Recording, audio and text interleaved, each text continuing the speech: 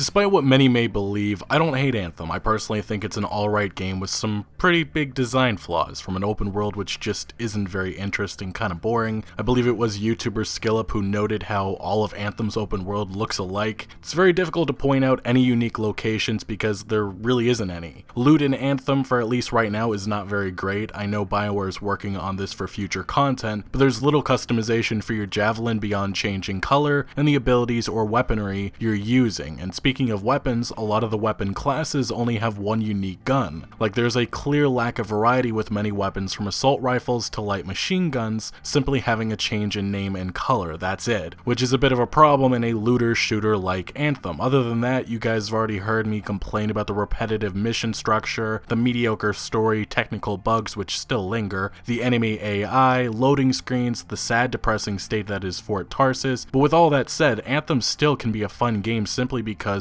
the javelins are fun flying around, and I actually do enjoy the combat. Look, I can acknowledge Anthem has issues, but I definitely see the game garnering a dedicated community even in its current state. I really hate having to say this because this is a serious problem in gaming, but it will get better with time, although that still does not excuse the various problems that face Anthem right now and why many reviewers and pundits have been extremely critical. As we discussed in my last video, reviews for Anthem are not looking very good. Now, an OpenCritic based off of 52 reviews, Anthem still sits at a 60 out of 100, with only 13% of critics recommending the game. On Metacritic for the PC version of Anthem based off of 42 reviews, it also sits at a 60 out of 100, with only 3 positive reviews, 37 mixed reviews, and 2 negative reviews. Now, as I stated before, I believe it was my last video, these reviews, the chaotic VIP demo start, the confusing release schedule, and competition from games like Apex Legends, Far Cry New Dawn, and Metro Exodus all could contribute to low sales numbers, and so far, that actually does appear to be the case. As reported by GamesIndustry.biz, in physical UK sales,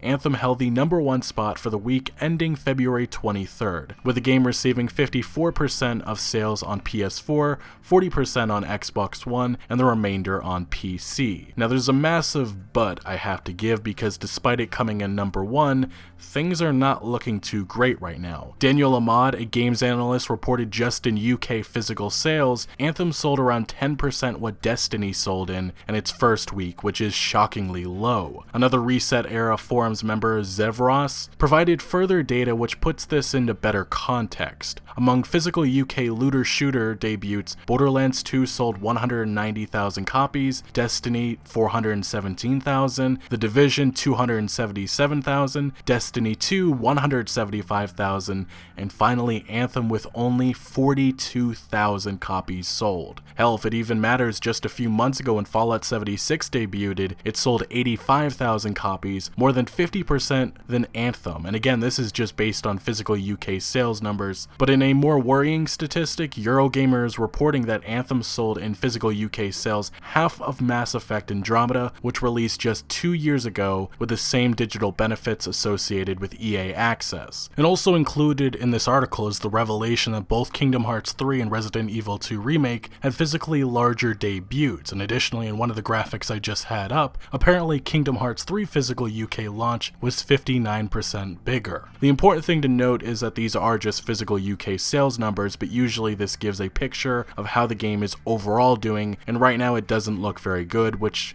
may be a surprise to some, maybe not for others. But as I've been saying, the problem really is going to be how Electronic Arts reacts to a rough launch. I just don't have faith that they will stick with this game long term. A lot of people have brought up how DICE is stuck with Star Wars Battlefront 2 even after the disaster that struck that game from the start, and the truth is that for one is a licensed game, and also it still sold nearly 10 million copies despite all the controversy. There were also rumors throughout 2018 that DICE was fighting or making their case to EA executives to keep supporting the game beyond 2018, and we'll see if that happens. With BioWare, we already know how EA reacted to a disappointing launch of Mass Effect Andromeda, which only sold 2.5 million copies in its opening quarter, and in physical UK sales was half of Mass Effect 3. BioWare Montreal, developer of Andromeda, the B team, was shut down, and DLC was ultimately cancelled. The problem for BioWare Edmonton, and I guess Austin, is that EA had high expectations for Anthem, which was to sell 5 to 6 million copies by the end of March 2019, and for comparison's sake, an established franchise, Battlefield 5, given a similar time frame of about a month, only managed to sell 7.3 million copies from the late November release to the end of December 2018.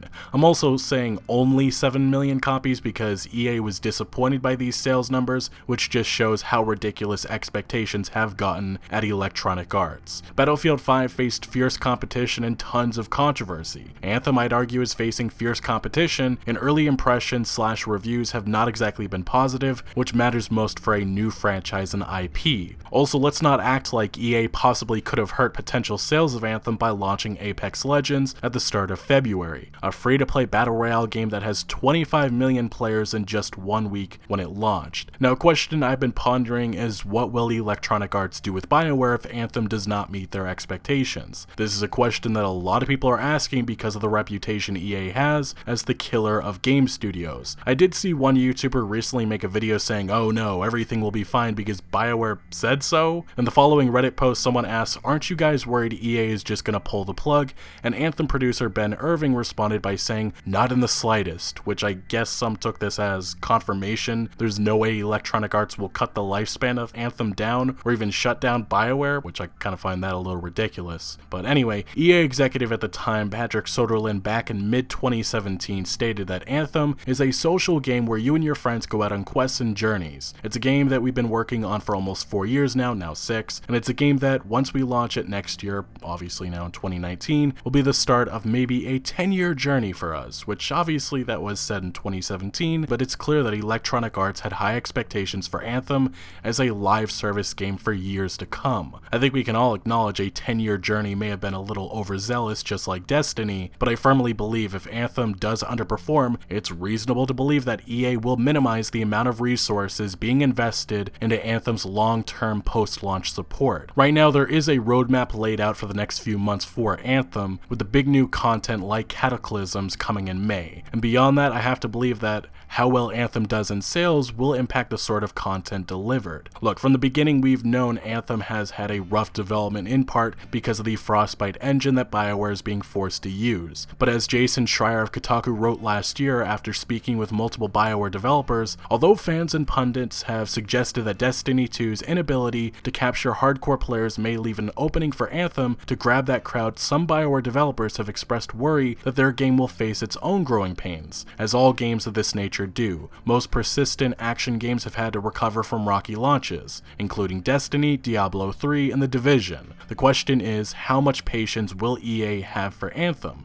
And right now that is the golden question. If you don't think some BioWare developers are nervous because of what happened with Mass Effect Andromeda, or even Visceral Games more recently, you're being ignorant. Heck, we just discussed the other day how Electronic Arts crippled their Melbourne gaming studio by laying off 50 developers and employees. Back in July, former BioWare senior creative director James Olin spoke to Game Informer on Anthem and stated the more success that studio has, the more freedom and resources that it has. So obviously BioWare wants to have success with Anthem because that will be good for the studio as a whole. However, I think EA is looking for BioWare to be a long-term part of the company. I think EA really respects what BioWare brings to it. BioWare is a lot different than all the other aspects of its business, so even if Anthem doesn't do as well, and I think it's going to be great, but if it doesn't do gangbusters, I don't think that's the end of BioWare. I think it will simply be a chance for BioWare to learn some lessons and apply it to the next game that comes out. I would say the good news for BioWare is that Apex Legends is a massive success. So far that seems to be what the investing world is saying to these early sales numbers. CNBC reporting analysts appear divided on what the performance means for investors in EA. One analyst going on to add, investors should keep in mind that not every game will be a record-breaking hit. Despite Apex Legends' very promising initial weeks, that said, their expectations will need to be shaped accordingly, bearing in mind that many of EA's revenues are generated by extremely popular yearly iterations such as its sports titles. Naturally, this is not a foolproof guarantee of the company's future performance, but there are no immediate signs of concerns. Which, say what you want, but Apex Legends has boosted EA stock and relieved some of the short-term pressure that was on Anthem in my opinion. But BioWare producer Mark Dara just a few days ago explained that Apex Legends doesn't relieve long-term pressure on this new IP, Anthem, saying, "It goes without saying that we are super happy about what the Respawn team has done and we're really proud of them. Now, does it take some of the pressure off? No, it doesn't. Apex and Respawn are them. Anthem and BioWare are us. We have our own sets of pressures to release a new IP. We are not doing a flash in the pan type of thing thing. This is an investment in a long-term IP that is a big future. In terms of what we were thinking about when we were designing it relative to Battle Royale and stuff like that, one of the reasons why Anthem is primarily a PvE game is because there is a massive number of people who enjoy PvE games and do not enjoy PvP games. It's a very different kind of game, so we're really confident that there's enough space in the multiplayer shooter space for more than one type of game,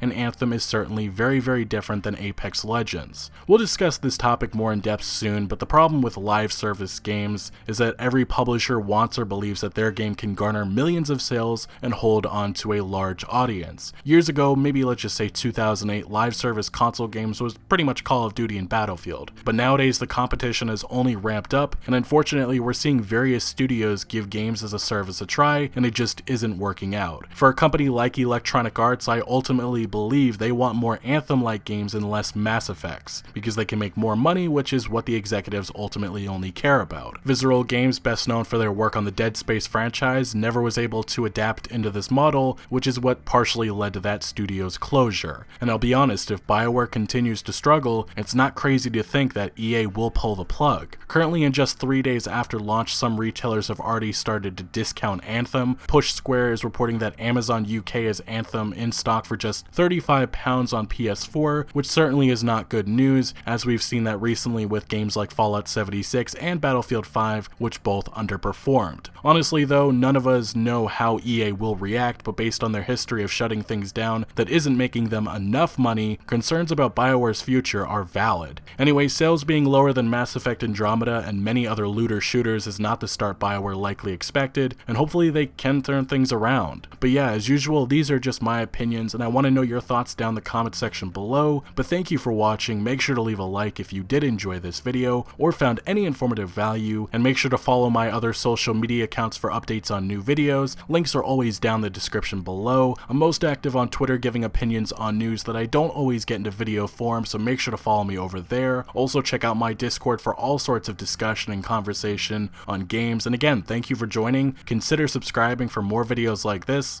and I'll see you later.